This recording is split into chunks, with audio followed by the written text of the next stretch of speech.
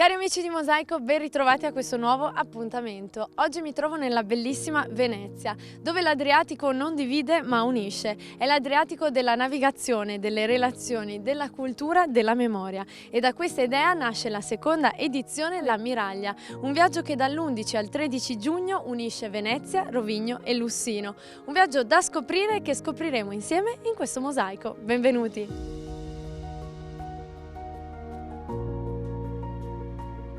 L'Ammiraglia va oltre la competizione velica e propone un percorso che unisce sport, sostenibilità, cultura, inclusione, gusto e promozione dei territori, in una rotta simbolica che ripercorre gli antichi collegamenti delle Serenissime Mude tra Veneto, Istria e Quarnero.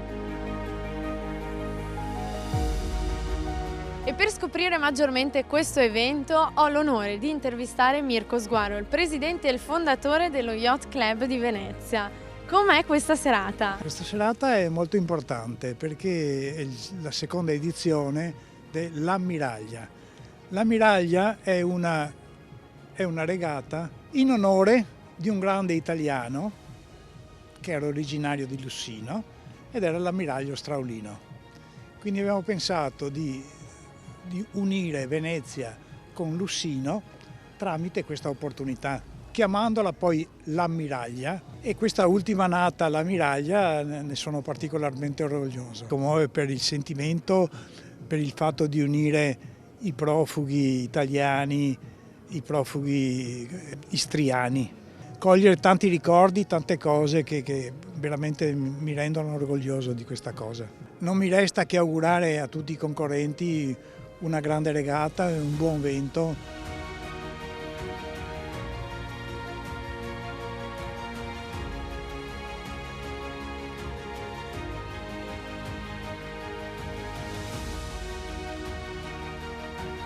Che emozione essere qui oggi in una serata così importante. È una grande emozione, a parte il tempo che ci tiene freschi e il vento che sarà propizio nella veleggiata di domani, perché questa seconda edizione dell'Ammiraglia, già l'anno scorso con grandi sforzi siamo riusciti a farla, è carica di emozioni incredibili. Basta solo vedere questi alle nostre spalle, che sono, diciamo, gli equipaggi di due delle barche, una dietro che è Daniele Scarpa e l'altra qui vicino.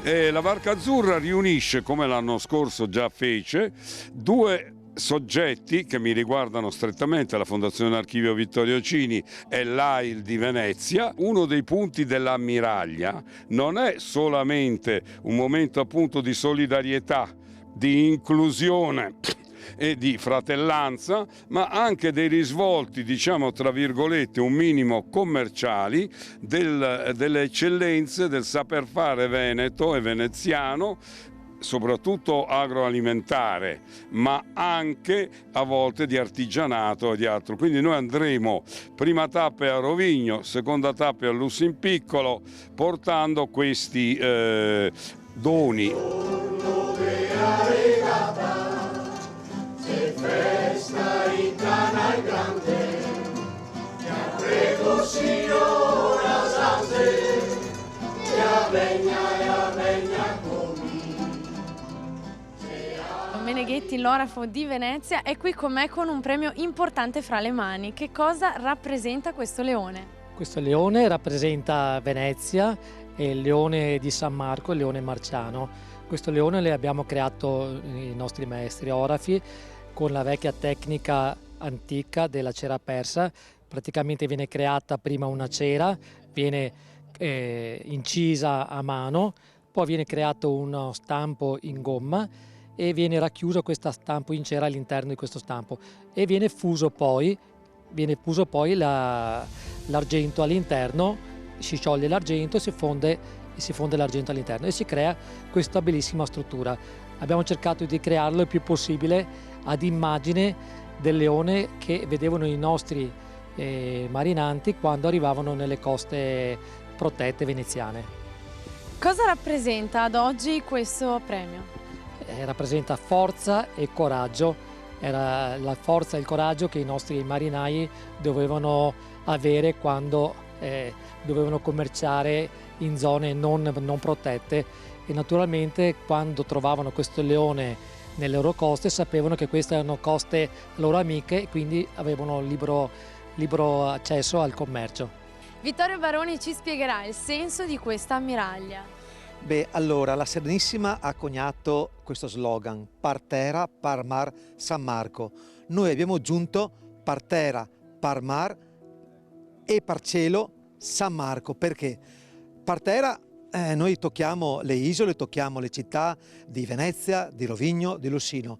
Par mar abbiamo le barche, par cielo abbiamo l'idrovolante, quindi che l'idrovolante è anche anfibio. Quindi noi diciamo che l'ammiraglia rappresenta, diciamo, la contemporaneità della Serenissima nei territori della Serenissima dell'Adriatico. Dopo la traversata, la prima tappa è Rovigno, una città che rappresenta uno dei simboli dell'incontro tra culture dell'Adriatico. Qui i regatanti sono stati accolti dall'ACI Marina Rovigno, main partner della manifestazione, dalle istituzioni cittadine per lo scambio degli omaggi e dagli studenti della scuola Antonio Borme. Come sindaco di Rovigno è un grande piacere aspettare oggi qua a Rovigno una regata che spero che in futuro sarà ancora più grande e che ci creerà un'amicizia tra due regioni, tra due città, tra Venezia e Rovigno, e spero che in questi 2 giorni tutti i partecipanti avranno prima di tutto un buon vento, un sole, e spero che questa amicizia durerà per anni avanti. Rovigno è una città che nasce dal mare, si sviluppa con il mare, la pesca, il commercio, lo scambio di genti, dunque siamo onorati di avere l'ammiraglia ospite come tappa a Rovigno, tanto più che l'arrivo dell'ammiraglia per la prima volta a Rovigno combacia con la 20ª edizione della regata storica delle barche tradizionali alla vela al terzo e la vela latina, e dunque auspichiamo che questa sia un'amicizia che potrà continuare negli anni. Nel nome di ACI Marinas, la più grande catena dei marina di Mediterraneo, voglio dire che siamo molto orgogliosi di essere il partner di questa regata, l'ammiraglia, la regata che collega le antiche città di Venezia, Lusigno e Rovigno, ed è anche una grande promozione di turismo italiano e croato. Speriamo che abbiamo cominciato una bellissima nuova tradizione e che ci vediamo anche l'anno prossimo. In bocca al lupo a tutti. Nel primo pomeriggio c'è stata la visita alla comunità degli italiani Pino Budicin per lo scambio dei doni, alla quale ha partecipato il presidente dell'Unione Italiana e la preside della Scuola Media Superiore Italiana Antonio Borme. A nome della comunità degli italiani di Rovigno, Pino Budicin, posso esprimere soltanto la mia immensa gratitudine per questa visita e questo dono datoci, un leone che sicuramente ci lega ed oggi in particolarmente ci lega di amare, quindi ringrazio per questo segno di attenzione e di gratitudine. Mi associo ai ringraziamenti a nome della Scuola Media Superiore Italiana Antonio Borme di Rovigno, quindi è stato un onore collaborare anche in questa iniziativa e come scuola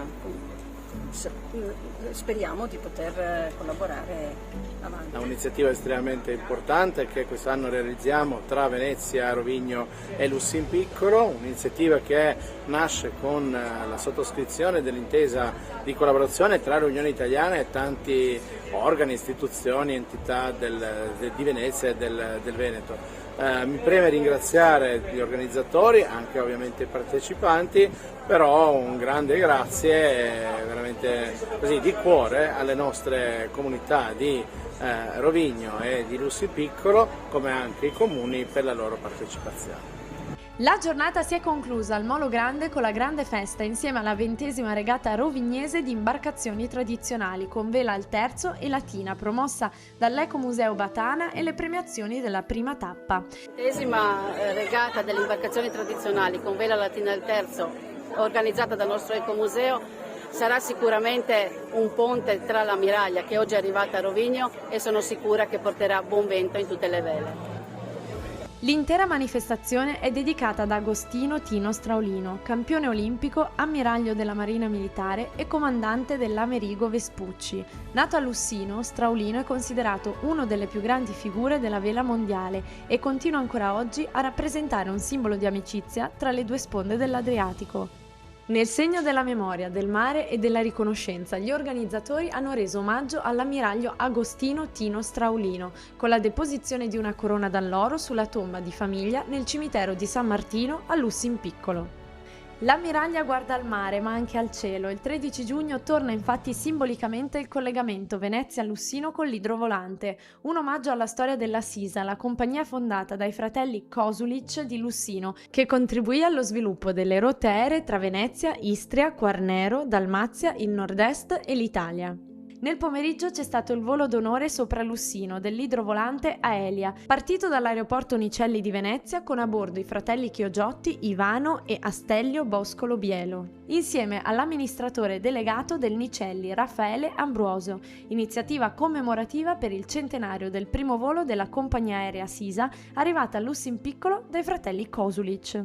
Un progetto che celebra anche il centenario dell'aeroporto Nicelli.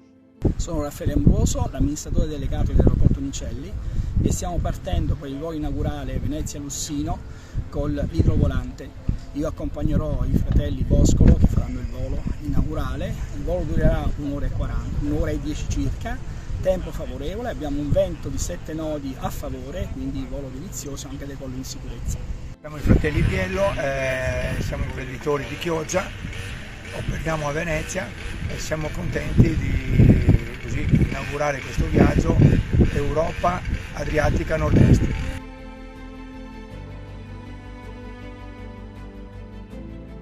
Dopo il viaggio partito la mattina da Rovigno, tra l'accompagnamento dei delfini che facevano strada verso Lussino e il volo dei grifoni, l'arrivo al porto di Lussinpiccolo rappresenta il punto d'incontro tra tutte le anime della manifestazione. Gran cena al ristorante Deveron, poi tutti all'anfiteatro della biblioteca di Lussinpiccolo per le premiazioni insieme al direttore dell'ente turismo con i leoni d'argento di Meneghetti l'Orafo di Venezia e la presentazione del nuovo profumo Lussino Essence di The Merchant of Venice per Lussino Hotels and Villas by Jadranka.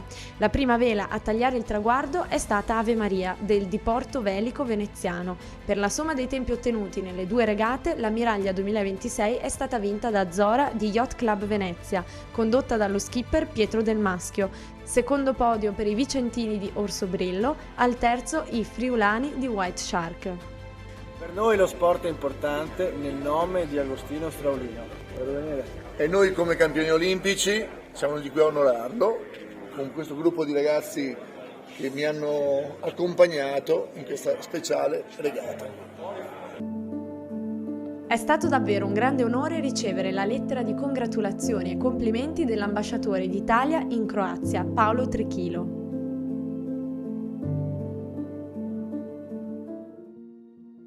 Serata di applausi per il concerto dell'Orchestra d'Archi del Conservatorio Giuseppe Tartini di Trieste, composto da 13 musicisti preparati dal maestro Paolo Ciocciola.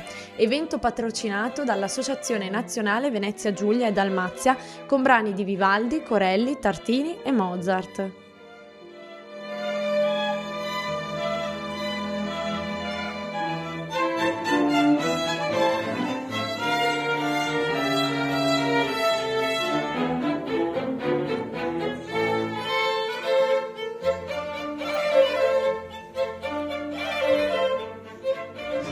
All'acqua che a tomboloni la sua spiaggia se respira un poco, ritorna a mare.